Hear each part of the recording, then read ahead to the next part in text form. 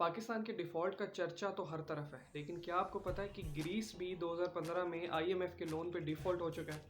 1.6 billion euro पे वो default हुआ था। अस्सलाम वालेकुम। इस वीडियो में हम बात करेंगे कि कैसे यूरोप की एक अच्छी फलती फूलती इकोनॉमी और टूरिस्ट हब कैसे अपने आईएमएफ के लोन्स पे डिफ़ॉल्ट हुआ और कैसे उससे जर्मनी ने उस डिफ़ॉल्ट से बचाया, क्योंकि वो एक यूरोपियन यूनियन का हिस्सा था, यूरोजोन और यूरो करेंसी उसके अंदर चलती थी।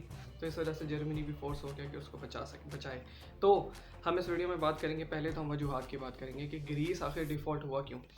ग्रीस की सिचुएशन और पाकिस्तान की सिचुएशन में बहुत ज़्यादा मुमासलत है।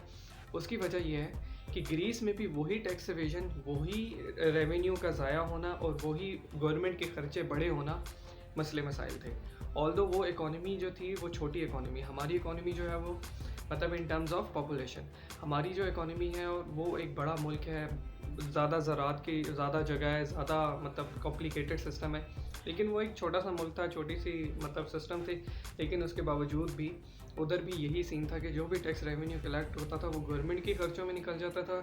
गवर्नमेंट अपनी डेवलपमेंट बजट या जो पेंशनर को पैसे देने और इन सब मसले मसाइल के लिए पैसे इकट्ठे नहीं कर पाती थी। और फिर उसके बाद क्या होता था, आईएमएफ के पास जाते थे, आईएमएफ से लोन लेते थे, फिर उसके ऊपर वो सूद देना शुरू करते थे और फिर वही प्रोसेस जो पाकिस्तान के साथ हुआ एज इट इज़ बिल्कुल ही सेम प्रोसेस ग्रीस में भी दोहराया जाता रहा। लेकिन एक टाइम ऐसा आया कि गवर्नमेंट को भी लोन देने के लिए कोई इदारा तैयार नहीं हो रहा था। गवर्नमेंट ऑलरेडी बहुत ज़्यादा यूरो बॉन्ड्स और इस सब में फंस चुका था जो उसने इशू किए हुए थे इन्वेस्टर्स को, और गवर्नमेंट के पास पैसे ख़त्म हो गए अपना ख़र्चा चलाने के लिए। और इवन जो गवर्नमेंट के फॉर्मर एम्प्लॉयज़ थे उनको सैलरीज़ देने के लिए या पेंशन देने के लिए, जो एम्प्लॉयज़ थे उनको सैलरी देने के लिए, उनका भी यही हाल था कि उधर का जो सीएसएस या ब्यूरोक्रेट जो होता है, वो जो बंदा होता था वो 1 से 1.5 lakh euro per annum salary ले रहा था। और हालांकि बाकी यूरोप की जो कंट्रीज़, जो तरक्की याफ्ता कंट्रीज़ हैं, उसमें वही ब्यूरोक्रेट सिर्फ 70,000 यूरो की सैलरी ले रहा था और फिर उसको बेनिफिट्स अलग होते थे। उधर मैनिपुलेशन इतनी बड़ी थी कि सीपीआई इंडेक्स, जो कंज्यूमर प्राइस इंडेक्स होता है, उसके अंदर भी उसको नीचे दिखाने के लिए, इन्फ्लेशन दूसरी होती थी लेकिन उसको नीचे दिखाने के लिए चीज़ों का रद्दोबदल कर दिया जाता था, ताकि इंटरेस्ट रेट के ऊपर कोई जो इनका सेंट्रल बैंक है वो डिसीजन ऐसा ना ले कि जिससे इकोनॉमी या किसी ऐसे नंबर्स ना आ जाएं जिससे लोन हमें ना मिल सके।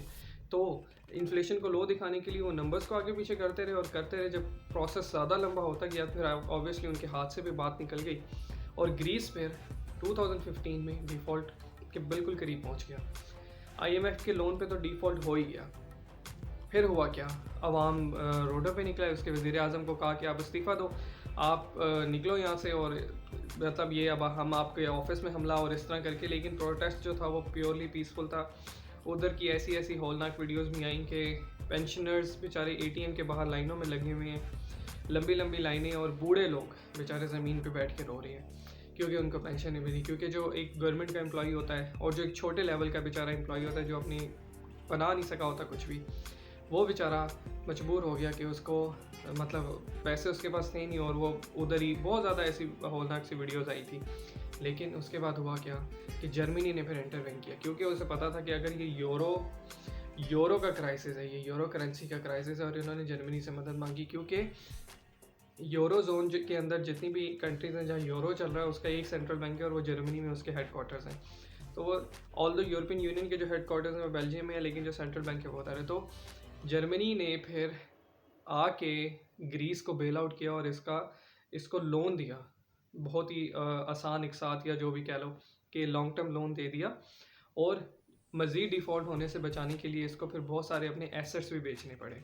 और वह उसके एसेट्स क्या थे, उसके वो खूबसूरत आइलैंड्स थे जो कि उसने चाइनीज़ या अमेरिकन इन्वेस्टर को लोन के लिए मॉर्गेज के उस पर रखे हुए थे कि यार इसकी बेस पे, जैसे हमारी मोटरवे अभी मॉर्गेज पे, हमारे एयरपोर्ट्स भी अभी गिरवी रखे हुए हैं, तो वो गिरवी रखे हुए थे, तो वो आइलैंड्स उसने जो गिरवी रखे हुए थे वो उनको देने पड़े हैं।